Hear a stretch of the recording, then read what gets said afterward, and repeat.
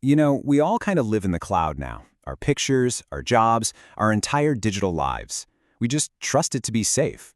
But what's the actual safety net holding all of that together? Well, a recent study dug into exactly that, and the answer is both way simpler and honestly more important than you'd think. So let's pull back the curtain and see what's really going on. So here's the plan. We're going to start by uncovering the hidden physical risk of the cloud, then look at how our data actually gets lost in the first place. From there, we'll follow the researchers' hunt for a solid recovery plan, and we'll break down their findings into three main pillars. After that, we'll see if those ideas actually held up when they were tested. And finally, we'll talk about why any of this matters to you. All right, first things first, we have to tackle this huge misconception. The word cloud makes it all sound so weightless and, virtual, but that's not really how it works at all. So think about it for a second. When you upload a file, where does it go? I mean, physically. It's not just floating around in the ether, right? It has a real physical home. That's right. It lives inside these massive physical data centers. Every single cloud service, doesn't matter if it's Amazon's EC2 or Google's App Engine, runs on a whole network of these enormous, power-hungry buildings. Your data is literally sitting on a hard drive in a rack in one of those buildings. And this is where the problem starts. Because these data centers are physical, they are totally vulnerable to physical failure. So what happens when the place holding all our precious digital stuff just breaks?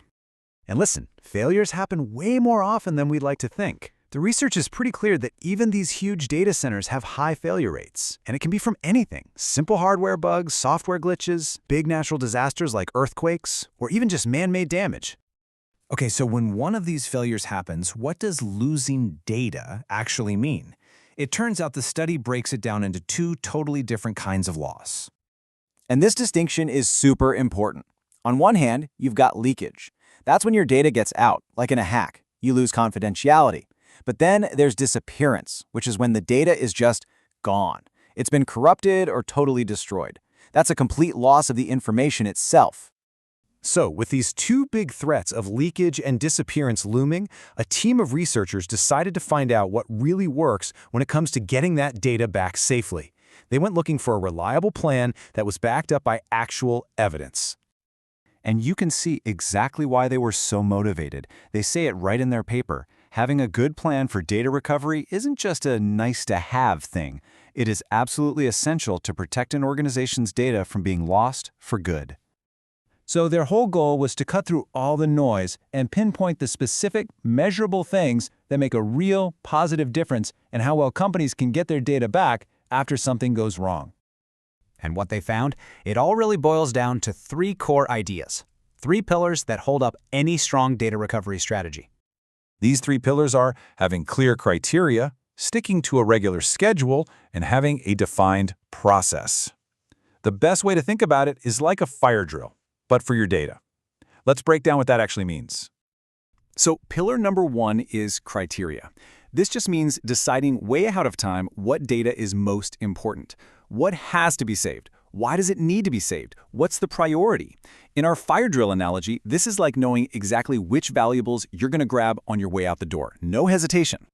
Next up, we've got the schedule. See, it's not enough to just have a plan. You have to do it, and do it consistently.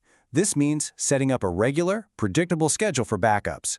Just like practicing a fire drill over and over, that repetition is what makes the whole process reliable and second nature. And the last pillar is process. This is your action plan for when disaster actually hits. It's a step-by-step, well-documented and practiced procedure for restoring the data you've been saving. This is your evacuation route. Everybody knows exactly where to go and what to do to get to safety. Okay, so this whole criteria, schedule, process thing sounds super logical, right? It makes sense on paper. But the researchers didn't just stop there. They had to know, does this framework actually hold up in the real world? To find out, they didn't just guess. They went out and surveyed 363 IT professionals from big organizations. The people who are actually on the front lines of managing all this data. They wanted to see if these three pillars really did lead to success. And the results? Oh, they were crystal clear. All three pillars, criteria, schedule, and process, had a huge, statistically significant positive impact on how well these pros could recover data. And get this, having a regular schedule, that had the strongest effect of all. The fire drill actually works. All right, so this is all really interesting for big companies and IT departments, but what's the takeaway for the rest of us? How does any of this apply to our own digital lives? It really comes down to this one simple truth. A backup is totally useless without a plan to actually use it. A backup isn't a plan, it's just a copy. And that copy means nothing if you don't have a practiced way to restore it when you need it the most. So let's just recap what we've learned here. The cloud is a physical thing, and it can and absolutely does fail. Getting your data back isn't automatic, it takes a real plan. And we now know that a good, scientifically proven plan is built on those 3 pillars: knowing what to save, saving it regularly, and knowing how to get it all back. And that really brings us to the final question I want to leave you with. Your photos, your important files, they might be backed up somewhere, but do you have a fire drill? Do you actually have a plan to bring all of that back if the worst happens? Because this study suggests that's the only question that really matters.